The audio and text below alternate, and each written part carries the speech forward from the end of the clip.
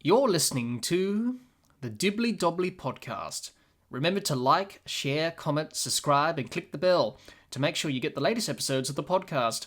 Be sure to like and share our Facebook page and follow us on Twitter and on Instagram. Hi, everyone, and welcome back to another episode of the Dibbly Dobbly Podcast. And on today's episode of the podcast, we're going to be previewing the test series between Australia and Bangladesh. For the first time since 2003 and 2004, where Australia played Bangladesh and Sri Lanka in those test series in Darwin and Cairns, Test cricket returns to Darwin and this time Mackay in 2026 to begin the Australian summer with Australia and Bangladesh. This series also marks a crucial run of test matches for Australia. They're going to be playing 20-odd test matches and looking to cement their legacy in this great Australian team. Some big series against New Zealand, South Africa, England, India to come. But that's in the near future. They're going to be focusing on this series against Bangladesh. For Bangladesh, for them, it's their first time back in Australia since 2003 for their first test series, but also their first tour of Australia in any bilateral cricket since 2008, where they played 3 ODIs in Darwin against Australia during that summer. It's going to be a big test for Bangladesh. Can they overcome the odds and cause an upset? Well, it's going to be difficult up against this good Australian team that seem to be playing some good cricket at the moment, and will be looking to, get these run of test matches off to a good start when they are looking for their legacy and cementing that. It may be August, and it's still winter in Australia, and it's still AFL season and rugby season, but it's good to see some cricket nonetheless to warm the spirits in the cold months ahead.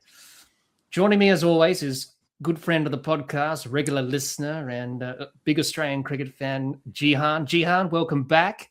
It's good to have you back. You haven't been back on since the Ashes, but it's good to have you back nonetheless. No, thank you, Jack. And yeah, it's great to be back again. Looking forward to previewing the series. And to be honest, I am pretty excited. I think it's great to have the cricket season starting in August, and I'm heading up to Darwin on Wednesday, so I'm going to be there for the Test match for 5 days, and I'll be going to the Great Cricketer live show on the Wednesday night. Be nice to get away from the winter temperatures here in the southwest. So yeah, I'm really looking forward to it, and yeah, I'm looking forward to a 2-0 victory and a good performance from Australia. Yes, definitely. I think everyone will be looking forward to some test cricket after what was an exciting summer last year with the Ashes, of course. And it's going to be a great summer of cricket nonetheless. Obviously, with New Zealand coming out later on in the year for 4 test matches, which should be good. But before all that, it's Bangladesh, and they're out here to kick off the summer technically. But before we all do that and talk about both teams and preview the series and the squads and whatever, let's just remind ourselves about the schedule and where the 2 test matches are going to be played. Well, the first test will be in Darwin. That will be on the 13th of August. And then the second test will be in Mackay. And that will be on the 22nd of August. First time test cricket being played in Mackay, one of Australia's newest test venues in the country, which is good to see. So a short, sharp and quick series against Australia and Bangladesh. Some of the numbers, because we like a good old stat in cricket, do we? The head-to-head record, not a surprise, Australia lead that 5-1. Both teams' records in Australia in terms of wins and test matches. Well, the last series was back in 2003 and Australia won that 2-0. Leading run scorer, not a surprise, Darren Lehmann, 287. He scored some big runs in that 2003 series. Leading wicket taker was Stuart MacGill with that record to him. Most dismissals, Adam Gilchrist. Most catches, Steve Smith. Most matches, Adam Gilchrist. And the first match between the two sides, test matches that is, was back in 2003, and that was in the Australia summer of 2003 when Australia and Bangladesh went head-to-head with each other in Test cricket for the first time. So a few numbers and stats there between the two sides over the years in Test cricket. Jihan, let's talk about Australia and talk about what they're going to do in this series, and a bit of a preview and a bit of a talk about them, really, because for Australia, not a surprise to see a full-strength squad. Many people would have said they could have rested some players, they could have brought in some new players as well, which tends to be the case when you're playing these types of series against lower-ranked teams. But for Australia, they've gone with a full-strength squad, which is good. Obviously, good to see Cummins back, Nathan Lyon back, Josh Hazlewood back from injury. So no surprises whatsoever. Some question marks about some key players with bat and ball. But it does start the run of 20 or so Test matches. 2 against Bangladesh, 3 against South Africa, 4 against New Zealand, 5 against India and England, plus the 150th Test match in March next year, if you include that as well. So 21 Test matches for Australia, which is probably the most that they've played in their history from memory. So it is a big few months in a year of Test cricket, and they would like to get off to a good start against Bangladesh in the home summer to kick that off. So apart from that, pretty straightforward, isn't it, Jihan? No surprises, some question marks with some key players, but other than that, Australia firm favourites to win, you would think, this series against Bangladesh. Yeah, definitely firm favourites to win the series. The squad itself, as you say, yeah, no surprises. To be honest, I mean, that would be the squad I would have picked as well. I've always been a believer in you just play your best side. You pick your best players and you play your best side. And if you look at someone like Josh Hazlewood, who's missed so many matches through injury over the last few years, if he's fit, I think he just, he has to play. I mean, he's sort of coming towards the latter half of his latter end of his career now. So I think, look, if he's fit, then he has to play. And then, yeah, I mean, everyone else fairly standard. I think Bo Webster's managed to edge his way into the side. Now that Khawaja's retired, I suppose Travis Head's kind of taken his spot. Weatherald's taken David Warner's spot.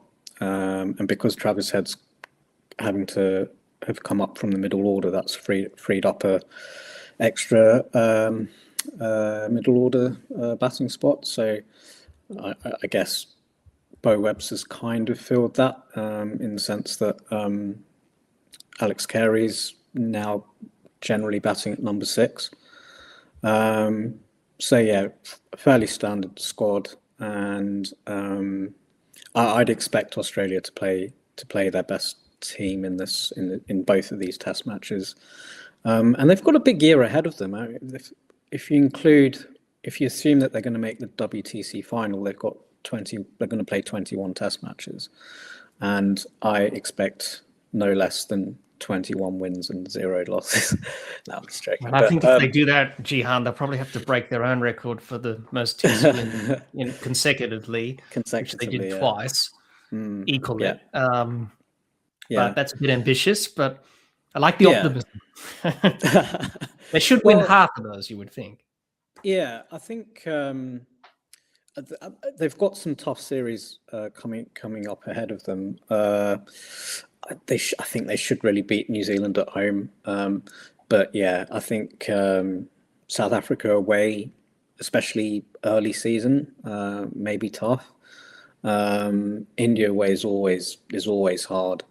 And then England away, I think it will be a competitive series, but it's going to be hard in the sense of trying to actually win the series and get that win, because they've been trying to do that for 25 years and they still haven't done it yet, even though they've been very close in recent times. So they've got a lot of important series and Test matches ahead of them, and I just think you've got to you've just got to play your best side. You've got to play your best side, get a rhythm together, I suppose, of how you're going to go about winning test matches, and there are most likely going to be injuries along the way, particularly with the fast bowlers. So I think when they're all available, you just have to play your best side, and yeah, just I guess get into a habit of winning, and figuring out each individual's role within that side. Because if you're playing your best side here and you beat Bangladesh fairly convincingly, then it just gives you that confidence to go and perform well in the tougher series, like in South Africa, which they'll have coming up after this series. So, yeah, I think the squad is fairly standard. I can't really think of anyone else that they may have picked instead. Just going back to those stats, I was just having a look. How has Steve Smith taken 57 catches against Bangladesh? I think that's a bit of a typo, I think, on my part. Right, yeah. I was thinking they can't have played that many test matches against Bangladesh. No. Okay. That's my mistake. I think I just accidentally gave him an extra few catches there. Okay, fine, sure. Anyway, we'll gloss over that. It's a minor detail. Yeah. No, for a second I thought maybe that is true. But, yeah. He's taken a lot more of that in his test career, but against Bangladesh, he's only played. Well, this will be the second series that he'll play against them. So, yeah, okay. A bit ambitious. Yeah. But as I said, minor detail. Just gloss over that. Well, the thing is, I was thinking, well, you never know with Steve Smith, right? Well, you never know. He's a pretty good fielder. Such a good fielder, and there's such a good catcher. But yeah, I think they've picked a really good squad here. Just play your best side, and just try to beat Bangladesh as convincingly as you can. I think that should be the plan going forward, and then after this series, start planning for South Africa. Yes, definitely. I can agree with that. It is important to keep continuity in the team, same 11 and all that stuff. And you would think, it's pretty obvious. Head, Weatherald, Marnus, Smith, and Green probably at 5, and then Carey, and then Cummins, Stark, Hayeswood, Lyon. But that's the thing with Travis Head as opener now. Who fills his role at number 5? I think that's. So I think it gives them leeway to play both Green and Webster. Yes. Yeah. Because the extra batsman is Josh English, but I don't think he's going to play. So I think they'll probably go with Green and Webster. And they may need a bit more spin in Darwin, so maybe Webster's spin bowling may come into it. Yeah. That's the thing when you have Travis Head open, I suppose. And he did a pretty good job in the Ashes last summer, so it's not a surprise that they've kept faith with him at the top of the order. And also good to see that they've selected Jake Weatherald as well, giving him an extended run. I thought he did okay in the Ashes last summer. Yeah. And a good partnership with Travis Head as well, crucial runs, especially in that first test in Perth and then in the Brisbane test where they put on a good partnership there in that first innings of that test match. So yeah, I think sometimes with opening partnerships, even if you're only scoring 20 or 30, it's the partnership itself that can really put the opposition on the back foot. Yes. When he paired up with Travis Head, that happened on a number of occasions in that series, which was less likely to happen when Khawaja was opening with Weatherald. So, yeah, I think apparently recently, I think I read that Head has said that he's not naturally an opener, but he's still quite happy to do the job. So I think, look, if it's working, then there's no need to change it. Well, he opens in one-day cricket as well, so it's helps. Yeah, it helps. Yeah. Obviously,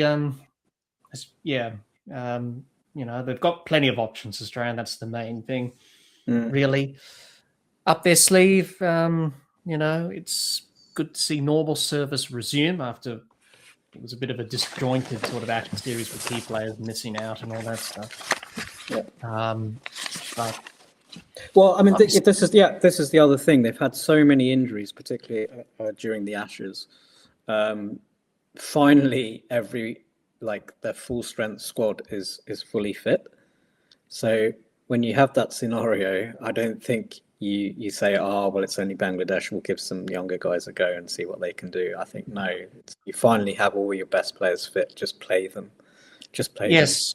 Yeah, that's important. You don't want to be complacent. And obviously, this core group of players will be with each other for most of the run of this long period of test cricket ahead. So you want continuity and you want everyone playing well and playing together. Now, obviously, question marks about Cameron Green and about Marnus Labuschagne, Jihan, which always seems to be the case every time we talk about them. Your thoughts on Marnus and Green? Pressure again from everyone, externally and internally.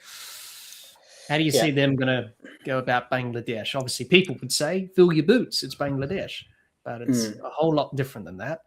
How do you see Marnus and Green going, given the pressure that they've always had in recent years?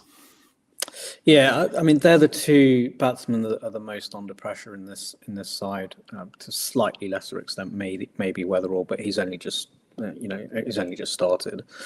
I was actually having a look back at their stats, and since the conclusion of the 2023 Ashes, Marnus Labuschagne has averaged, I think it was 26.6 without 100.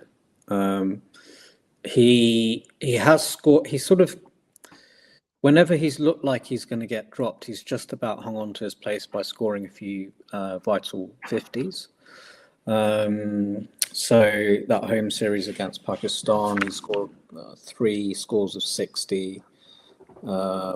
New Zealand away, he scored a crucial 90. I think it was the second Test match. Got a few 50s against India the year before, and then the recent Ashes series, he got a 50 in Perth in that run chase. He was batting pretty well in Brisbane in the first innings, got out for 65, and then had a dip in the middle of the series, and was looking under pressure again at that point. But then in Sydney, I think he got a 48 and a 30 odd in the second innings, and he when he got that 48, he was looking pretty good, and then he sort of threw his wicket away. So I think with him,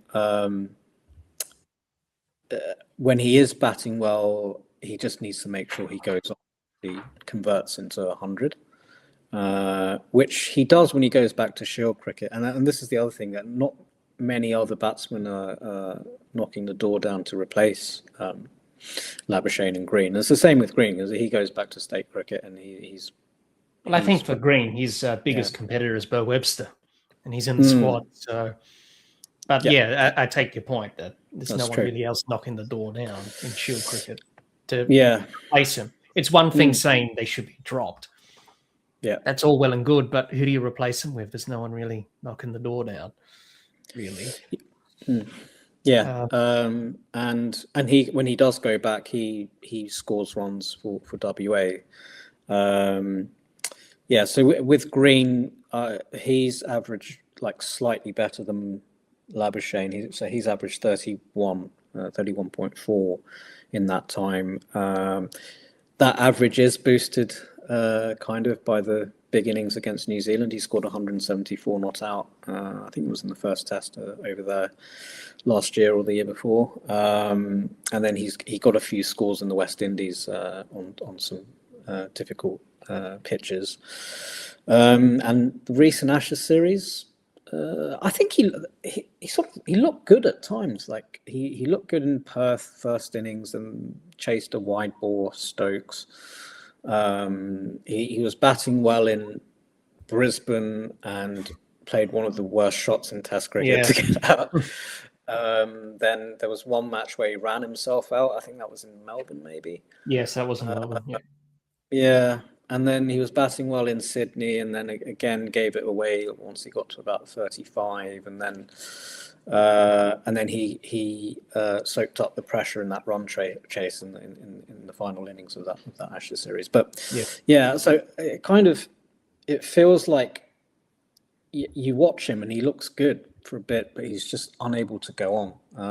So it's just the robotic sort of tense, really, at times with Cameron Green when he's batting, that tenseness, nerves, and all that stuff plays a part as well. Yeah, I think if he manages to get himself in, he just needs to go on. It's a little bit the same with Marnus Labuschagne as well. I think with Labuschagne, when he does throw it away, it's a little bit you don't expect it as much. Whereas I think with Green, you kind of think, once he gets to 30 or 40 something, he's going to find a way to get out. So they need to step up their game, and I think they will. They've both got the potential, and I think this. I don't know what Mackay is going to be like, but I heard that the Darwin wicket's going to be pretty flat, and there should be a lot of runs available there. So hopefully they take advantage of that and try and get some confidence back, really. Yes, hopefully. That's the thing, really. It's just about that confidence and belief, I suppose. But apart from that, Travis Head's in good form. Alex Carey, Smith from the Ashes last summer, they're ticking along nicely. Pat Cummins, he only played one test in the Ashes last summer, but he looked pretty good. It's good to see him back at the helm. Same with Mitchell Starc, standout summer really for Starc, probably his best summer that he's had. Scott Boland, you know what to expect from him. Josh Hazlewood, Nathan Lyon, question marks about their fitness and coming back from injury, but look at both of them look good and look raring to go. They look motivated. They look fit, lean. So that's good for Australia and going forward, not only for this series, but going forward in these runs of test matches to come. But not a surprise. Australia at home, strong squad. It should be more than enough to beat Bangladesh 2-0. You would think, dependent on weather, of course. You never know in the north and the north of Australia at this time of year. You never know with weather, but they should be able to get the job done. And it's important to build continuity and confidence and get back into the swing of things. I suppose, Jihan. It's been a while since they've played a test, not since January. So the last test of the Ashes. So it's good to do that. But I hope. You usually see it with lower-ranked teams playing higher-ranked teams, Jihan. I'm pretty sure you will agree that, sometimes you can be a bit complacent. So, for example, if, the test match looks like it's already done after day 1 or day 2, then you probably take your foot off the gas a little bit. So hopefully for Australia, if that does happen, which it probably will, it's important not to do that, given that the next series you'll play after this is South Africa, and you want to be ruthless and you want to really, demolish your opposition, so to speak, really. So it's important not to be complacent. Would you agree with that? If that happens in this series against Bangladesh, which it probably will, given we'll talk about it in a minute with Bangladesh and their current form at the moment. It's not really promising for them. Yeah, I mean, you can't take Bangladesh lightly. I mean, they only recently beat Pakistan 2-0. So they've definitely got some decent players in their side. So yeah, they definitely can't take them for granted. It's going to be hard for them because they're playing away from home, foreign conditions. The wicket in Darwin is not going to be. It's not going to be the Gabba or Optus Stadium, but at the same time, it's not going to be a low, slow turner in Chittagong or Mirpur or Dhaka. I think Australia they just have to be ruthless and professional, really. And there's, as we mentioned earlier, there's a number of, quite a few, not a number, but a few players in that squad whose confidence isn't the best at the moment. So it's an opportunity for them to, the case of Green and Labuschagne, just get big runs and gain that confidence going into series going forward. For Josh Hazelwood, it's an opportunity to, I suppose, show what he can do coming back from injury, and the same with Nathan Lyon as well. I mean, you mentioned they haven't played since January, so it's given them all 6 months to get fit and to get ready. Lyon and Hazel to recover from injuries. I mean, Lyon ripped his hamstring off the bone, so that's a pretty major injury requiring surgery. So, yeah, they've had a lot of time to do the rehab and come back and be fitter and stronger. So I think, it's a real opportunity for them to take wickets and bowl well. And I'm guessing they must be raring to go as well.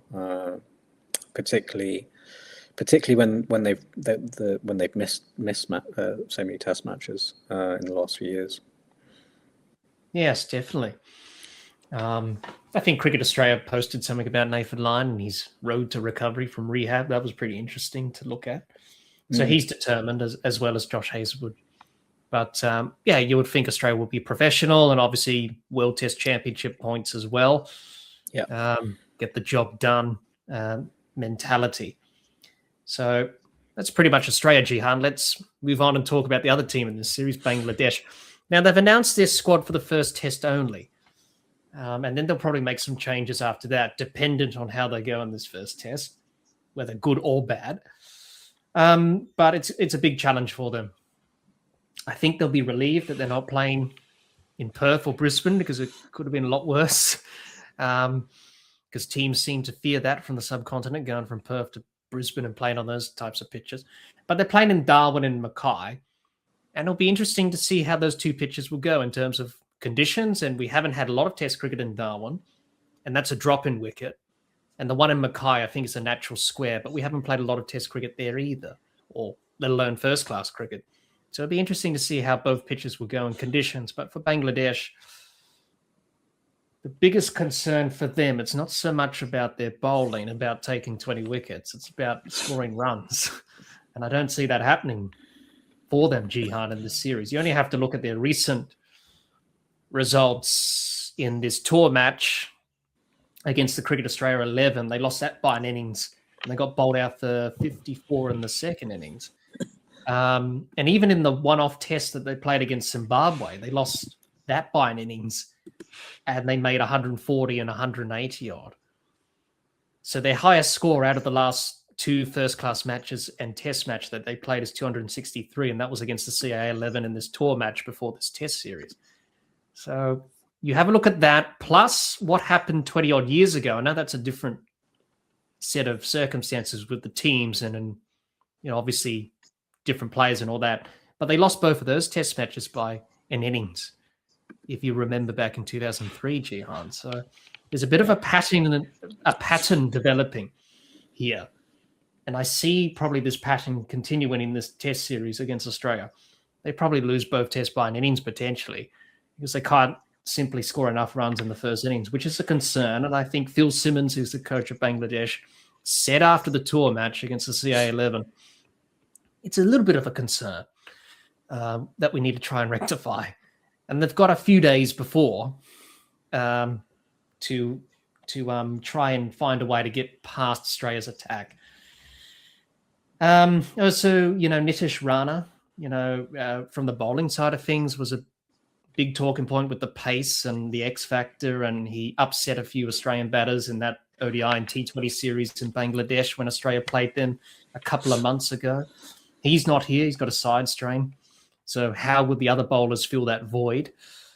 But they are definitely up against it. And, opportunity for them to play a test match and a series in Australia But judging by those results, Jihan, it doesn't bode well for them. So how do you see Bangladesh going based on those results and how they're tracking at the moment? Because it does paint a picture.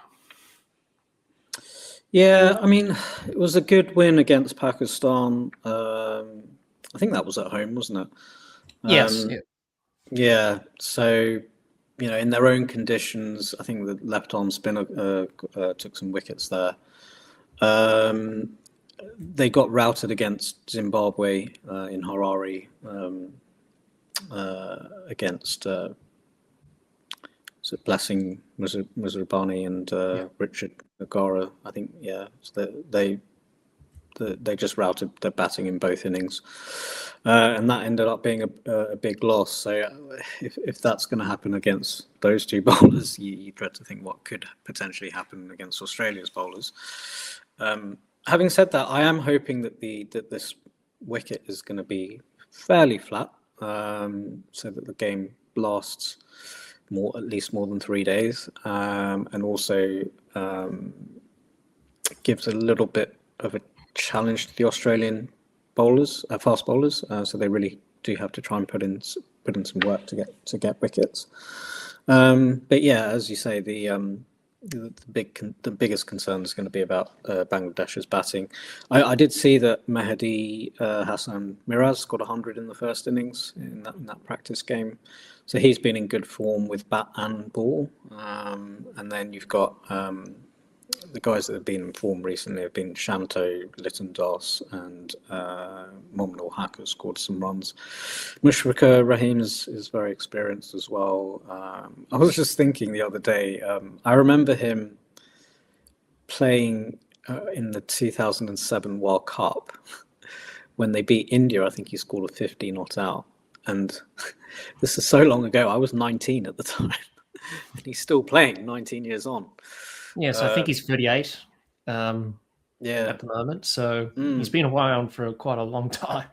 Yeah. So he's got he will be the most experienced player on either side. So I think the batting is going to be the issue for Bangladesh. But yeah, I mean, we'll see. I mean, if they can get 200, 300, then it's not going to be. Australia are going to have to bat well. But yeah, it remains to be seen what will happen. Yes, that's the big question mark, really. It's their batting, and it doesn't bode well for them at the moment. They are definitely going to be up against it. Depends on the conditions in both Darwin and Mackay in terms of, whether or not there'll be, reasonable conditions for batting, or as we've seen in the last few Australian summers, a bit of something there for the bowlers. So, it's going to be tough work, but nonetheless, for them, it's, an opportunity to play a test series in Australia. And for most of these players, probably they were young when Bangladesh were last year in 2003 for a test series. So it's a long time ago. It's 20 odd years. So an opportunity for them, but a lot of hurdles, a lot of challenges that they have. Probably realistically, series win is probably out of the question. Maybe a test match win is probably a little bit too far to reach. But if they can be competitive at least, then that's something to take out of this series. If one of their batters can score 100 or take 5 wickets for the ball, at least that's something to take out of the tour.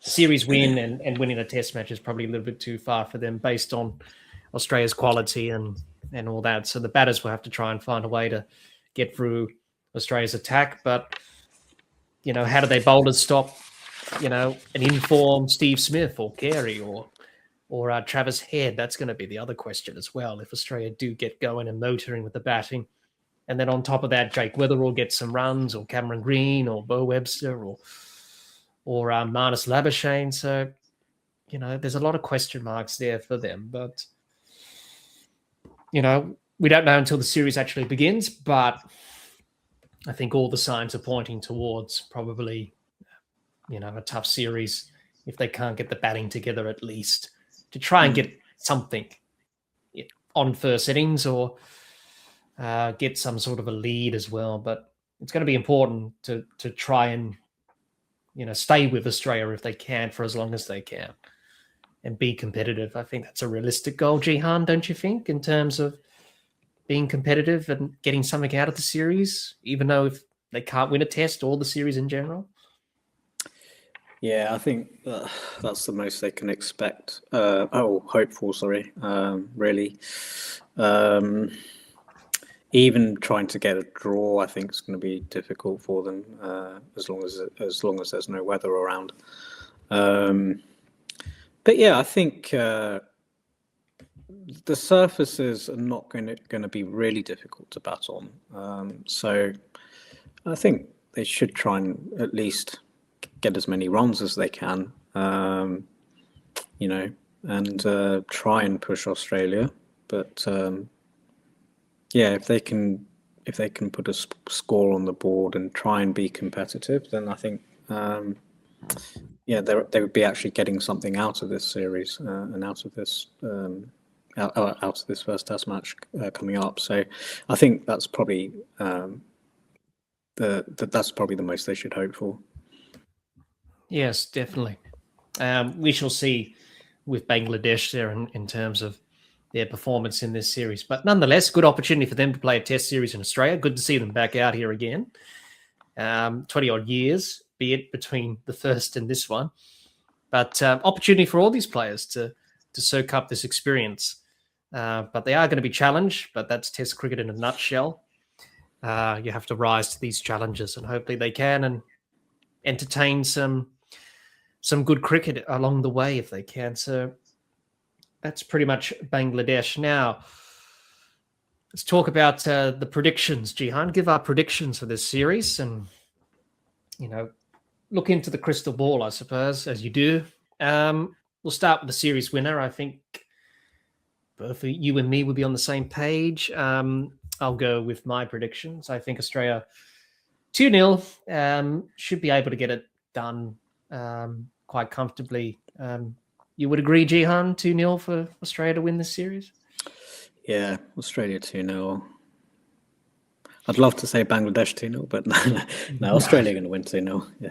Yes, well, you got to be optimistic if you're a Bangladesh supporter. 1-1, or something like that for a drawn series. Anyway, leading run scorer for the series, I've gone with Travis Head, just purely based off his form, really, from the Ashes. I think he's going to really make it count in this series against Bangladesh once he gets in and gets the shine off that new ball opening the batting. Your leading run scorer for the series, Jihan, if you had to choose one?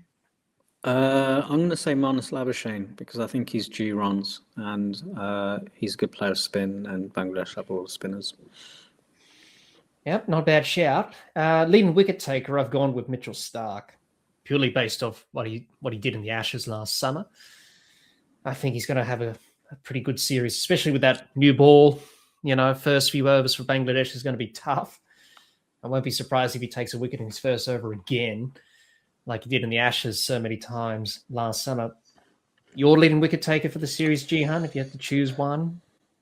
I'm going to go with Josh Hazlewood. I think he's just going to be champing at the bit to do well, given how much time he's had off and how many Test matches he's missed in recent times. Yeah, that's not a bad shout.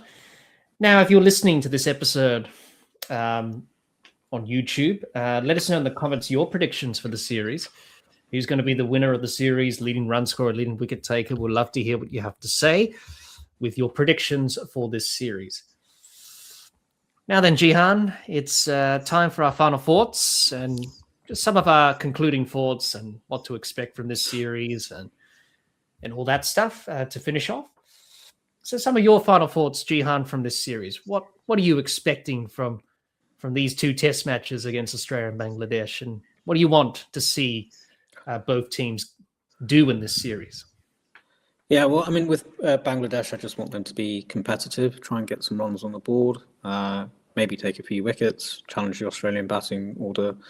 For Australia, I just want Marnus Labuschagne and Cameron Green to try and get some runs and get into some kind of rhythm and form. I'd love to see them getting a big score if they can. And yeah, I suppose I'd want the whole batting unit to play well, to try and get a big score on the board, like they did in a couple of Test matches during the Ashes, like in Brisbane, for example. So yeah, I just want them to try and do well as a batting unit, and then